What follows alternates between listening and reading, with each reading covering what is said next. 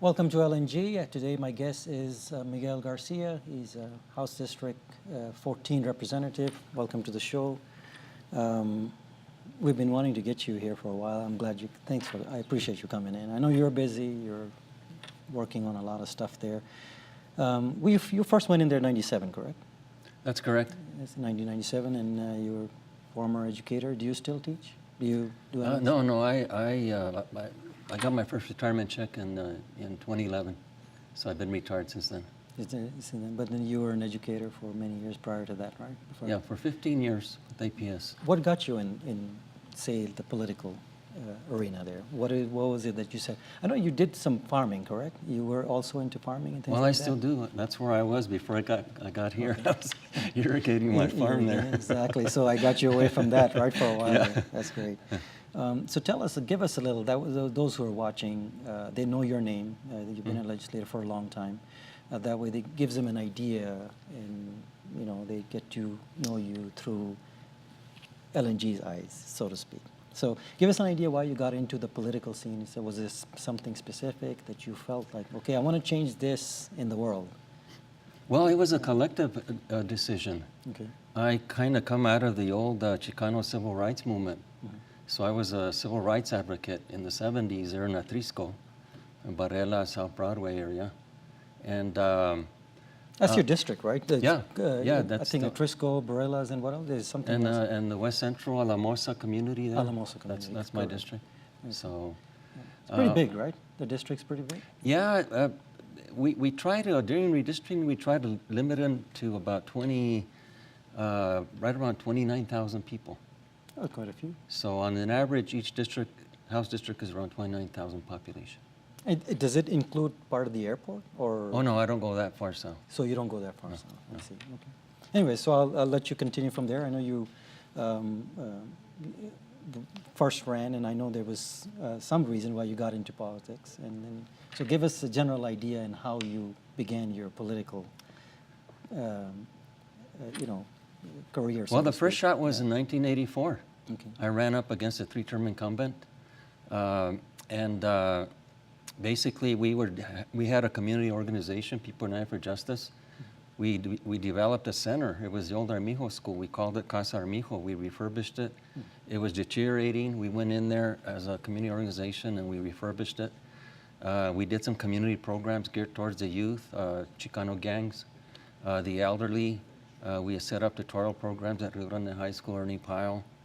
And the group decided that we should go into the electoral arena, mainly because our policy as a community center and organization was that we would never accept 1 penny from government, be it state, local, or federal. Why? Because back then, local government in Atrisco, Barela, South Valley was pretty corrupt. And that kind of irked the politicians down there, that we didn't kind of give in to them or beg for funding from them. No, we solely depended on the private sector and on the philanthropic foundations for our funding for our community center. A lot of donations and such. Yeah. So we went for the state rep position. We lost by 42 votes. This was in 84. That was 1984. Okay. And then we tried again in 1988 for the Senate. And we came out 60 votes short on that one.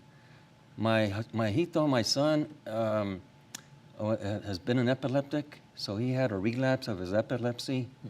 And as a freshman at Rio Grande High School, and I kind of just put the politics on low gear, didn't do anything to make sure that his health stabilized, and then we went for the state rep position again in 96, and that's when third time's the charm. Exactly, So. and they usually say it takes about 2 or 3 times before you're actually these are things you got to learn through the process of putting it. It's very tough to put your name on the ballot, go out there, start knocking doors. Then there's a lot of, people start, you get a lot of coverage for the first, second time around. Anyway, so the third time you won, and then Third time's the charm. Yeah. We won, we beat a 3-term incumbent. He kind of messed up on that. He wanted to build a 200-unit trailer court on a farm in Atrisco. And that community is pretty agrarian. in terms of their traditions. And when you want to put a trailer court on a farm, that's going to create problems in the community. Correct. So I ran on that platform that if I got elected, I would fight this guy in terms of him not putting up that trailer court. Naturally, the community won.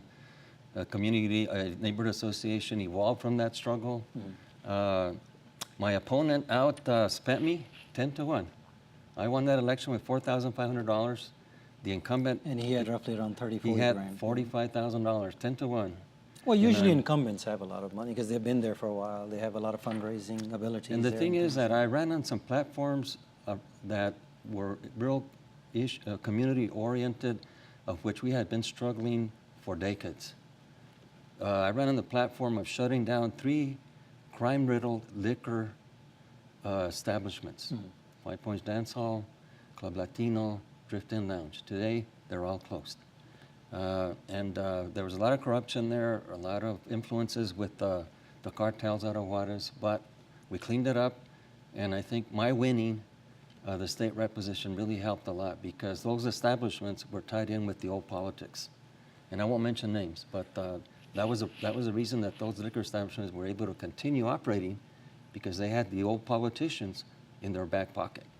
What are the issues there now in that area?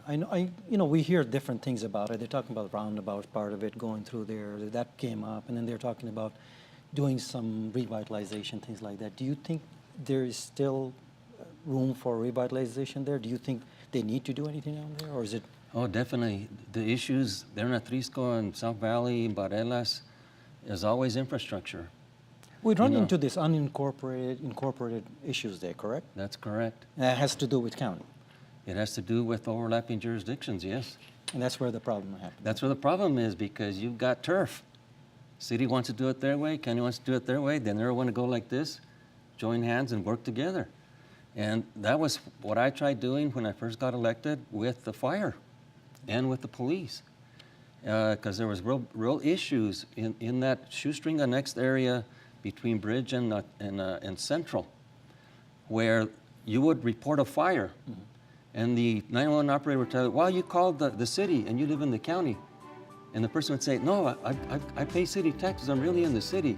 No, call the county. By then, half of your house is on fire. So then you call the county, and the county tells you, hey, you called the county, you're in the city. Well, I just called the city, told me that I was in the county. So there's a lot of this county. So what we did, brother, is we sat the fire chief of the county with the fire chief of the city who said, you guys got to coordinate because we are putting people at risk by not responding immediately on that 911 call. You're playing ping pong with the constituency, and that's no good. Let me interrupt you for a second. Let me take a short break. We'll come back. We'll keep the conversation going.